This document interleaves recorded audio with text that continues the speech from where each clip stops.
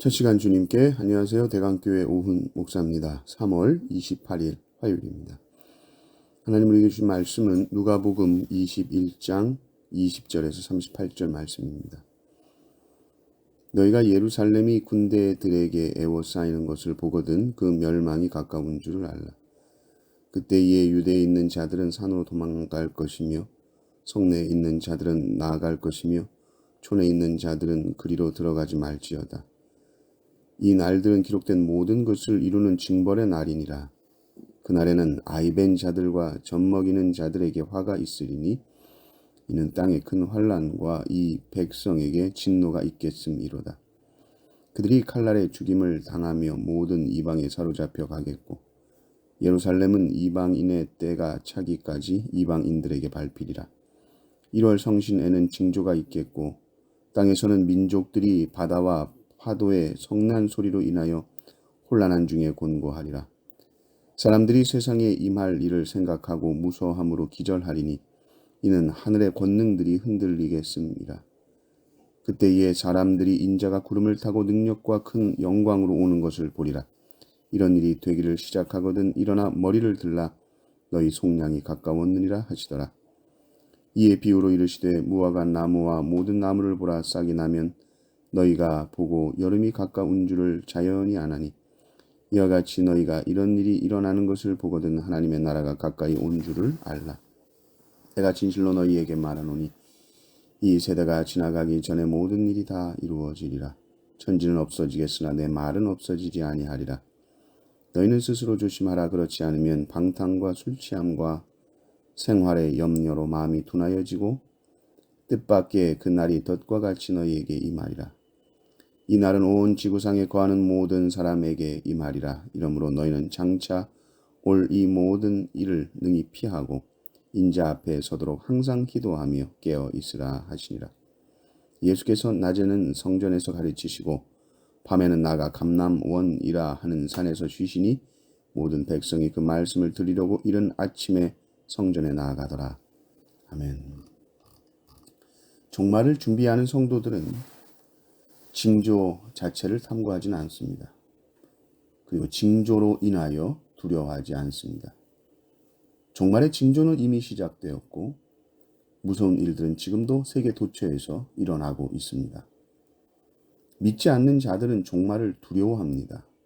믿지 않는 자들에게는 심판의 날이기 때문입니다. 성경의 표현대로 하면 무서워서 기절하는 날입니다. 그러나 믿는 자에게 있어서 종말은 속량이요 구원의 때입니다. 그러므로 성도들은 결코 종말에 대한 말씀을 두려워할 이유가 없습니다.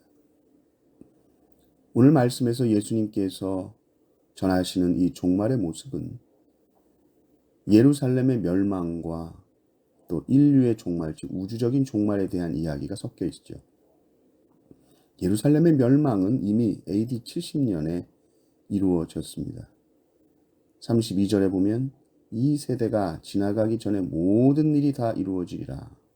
이 모든 일을 예루살렘 성전이 멸망한 것으로 보면 이 세대는 그야말로 30년, 40년 안에 예수님 부활 승천하시고 30년, 40년 안에 일어나게 되죠. 예루살렘 멸망이 일어났습니다. 근데 이 모든 일이라는 것이 예수님의 재림 때까지 본다면 이 세대라고 할 때 그 세대 기간이 더 확장될 것입니다.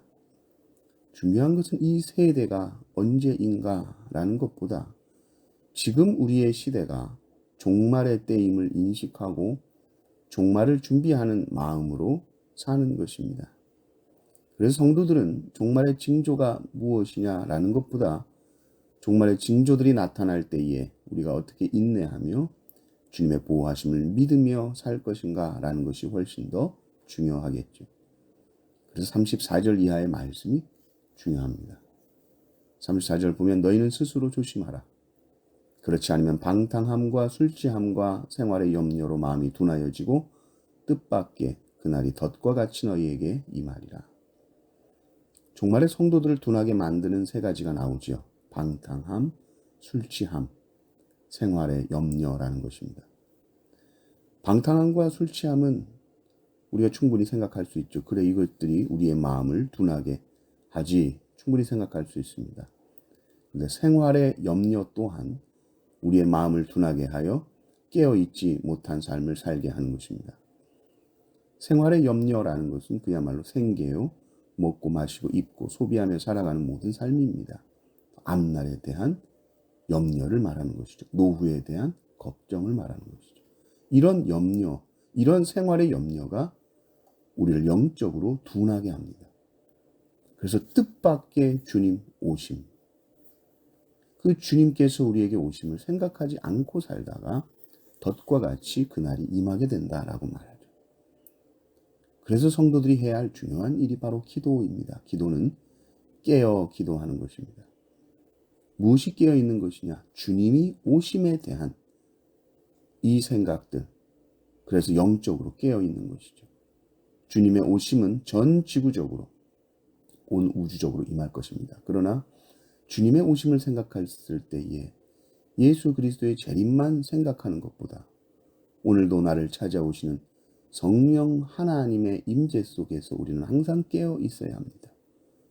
재림을 기다리며 깨어 있는 자는 성령 하나님께서 지금 내 안에 내주하심과 하나님이 나와 함께 하신 이 임재 의식에 항상 깨어 있습니다. 이 사람은 예수님 재림하실 때도 깨어 있습니다. 그러나 순간순간 주님과 동행함에 대한 인식이 없는 사람은 재림 시에도 깨어있지 못하고 둔하게 살 수 있습니다. 33절의 말씀을 보십시오. 천지는 없어지겠으나 내 말은 없어지지 아니하리라. 우리가 붙들고 사는 모든 것, 의지하던 모든 이 세상의 것들은 다 없어집니다. 다 사라집니다. 천지가 없어집니다. 그러나 주님의 말씀은 없어지지 않습니다. 그러므로 우리가 항상 깨어 기도하며 할 일은 항상 말씀하시는 그 하나님과 동행하는 것이요, 그 말씀을 따라 순종하는 것입니다. 그 말씀은 영원토록 사라지지 않는 것이니 그 영원한 말씀에 우리의 삶을 근거로 둘 때에 우리도 영원한 삶을 살게 되는 것이죠. 생활에 대한 염려로 둔해지지 마십시오.